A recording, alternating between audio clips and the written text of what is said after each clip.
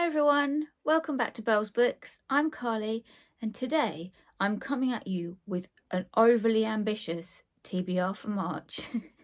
You know how I said at the beginning of the year I was not going to put too much pressure on myself to participate in readathons and I was going to just concentrate on reading the books to do with my PhD and gothic loveliness that I love.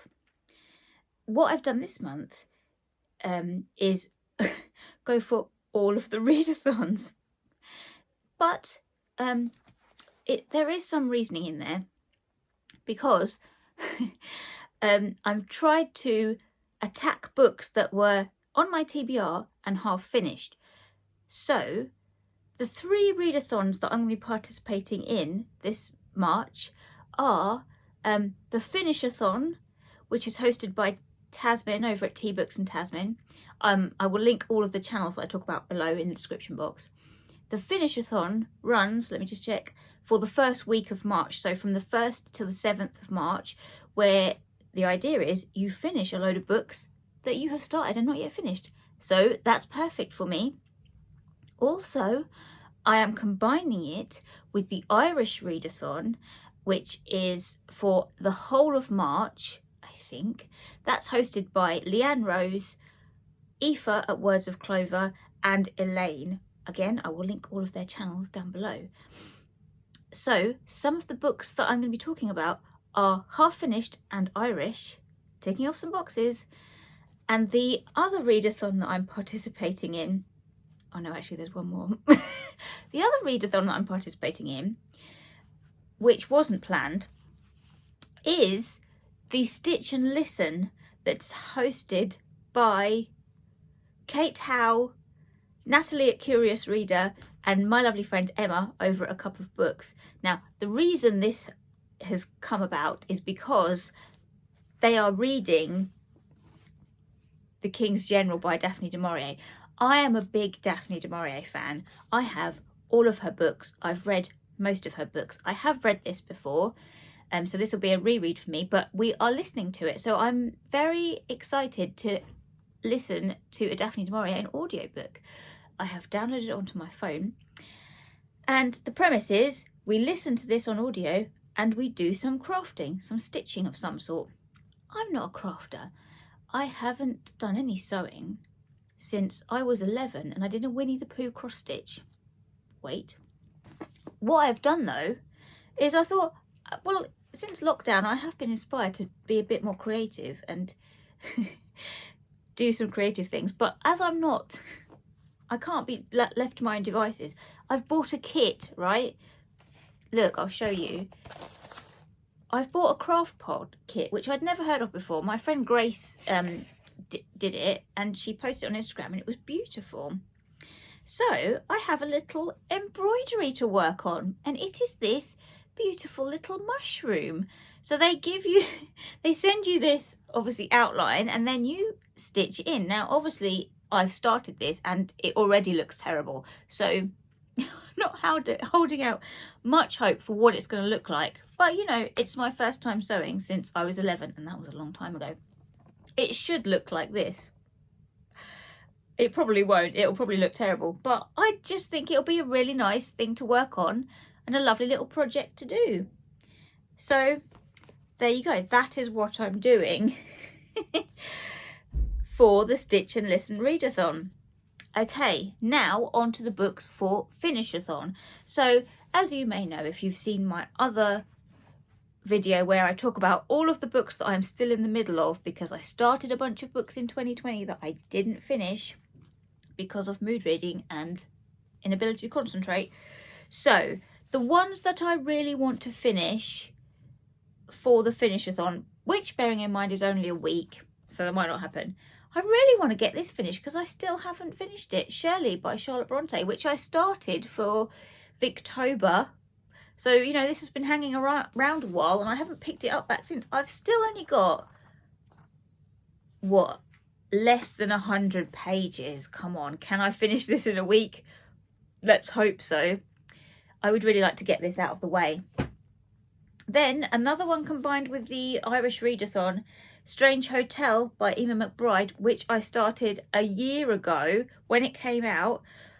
I picked this up because I'm reading everything by Emma McBride because I'm studying her for my PhD. Again, I'm halfway through this. I'm 82 pages in. It's only 150 pages. I definitely want to finish this. It was just, it's experimental in style because that's what she does. Not as experimental as her previous works, I might add, but I just couldn't get into it because it was 2020 and I was having difficulty concentrating. So I really want to finish this. So those are my two main ones to finish. This I haven't picked up in a while because it's covered, and also covered in dust. Terrible, it's been on the bedside table. Harry Potter and the Goblet of Fire.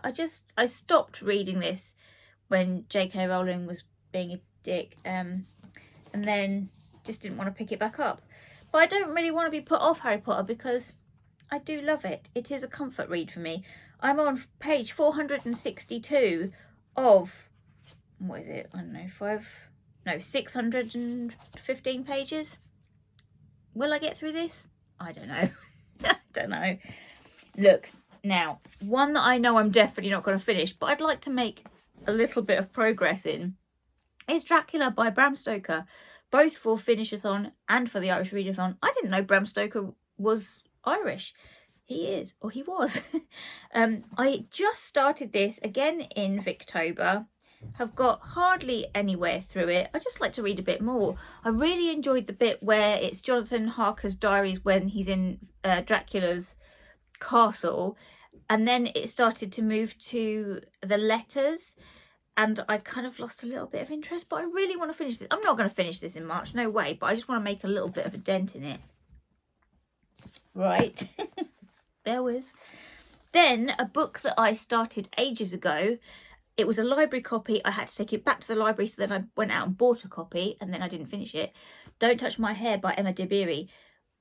I don't think I got very far into this, but it was fascinating, the bit that I did read, and it was very helpful when I was talking about racism and colonialism and the impact of that as part of the work that I'm doing with the company that I work for. I'm part of a Black Lives Matter working group where we are trying to engage our staff in discussions about racism. And something that came up in here, I used in one of those discussion groups to make a point about cultural appropriation of like braids, the way that some white people have used braids in their hair without obviously understanding the cultural and history of braids within slavery. So this is like, you know, it's not a big book. I really want to read this in March. Hopefully I will finish it. Okay, now the other readathon that I'd forgotten about that I'm participating in is the Ali Smith Seasonal Quartet read-along that is being hosted by Sarah over at Hardcover Hearts. Again, I will link her channel down below. This is now a closed group, so she started this back in November, I think. So we are reading one book a month, and in March we are reading the final book of the quartet, Summer. We've just finished Spring, and we have a Voxer group where we're all talking about our thoughts and impressions on each section. So we read a section of the book each week, and it's been really fantastic to hear other people's views on this because these texts are so rich. Obviously I love them because I'm studying them for my PhD, but it's been really great for me to hear other people's thoughts and ideas about everything that goes on in these texts. So that's been really great, and I'm kind of looking forward to reading this again because I've read it already once. I've only got a few tabs in here, but I'm also kind of sad at the prospect of finishing this read along because it's been so lovely and so fruitful and just great to hear everyone's views on them. So I should be sad when it comes to an end. So this one I will definitely be reading. Nearly there. What else? Oh, and my book group, like my physical book group that I go to, or used to go to pre-COVID times, in Cambridge, which is a very small group. There's only 3 of us left, and it's my turn to choose a book now. And the premise of our book group is that we read books that have won an award or a prize. It can be any award or prize, anything. So what I did was I went through my TBR, which is kind of stacked right behind me, down here, up here. I went through my TBR, my immediate TBR, and I googled the books that I really wanted to read quite soon. A lot of them are library books because I want to take these back to the library when I can do, to see which had won awards. And the one that got the most votes, I put it out to my little group and I said, these are the books that I want to read, these are the prizes they've won, which one do you fancy? They picked Patsy by Nicole Dennis Benn. I've had this out from the library for ages, so I really want to get to it. It's a chunker though. It's like 450 pages. And this is about Patsy, who wants to get away from Jamaica to meet up with her friend, who I think she has a love affair with, is living in New York. But she leaves behind her daughter, who is, I think, like only 5 or something. So it's about the relationship between Patsy and Cicely, and the mother-daughter relationship between Patsy and her daughter that she leaves behind, and what that does to them.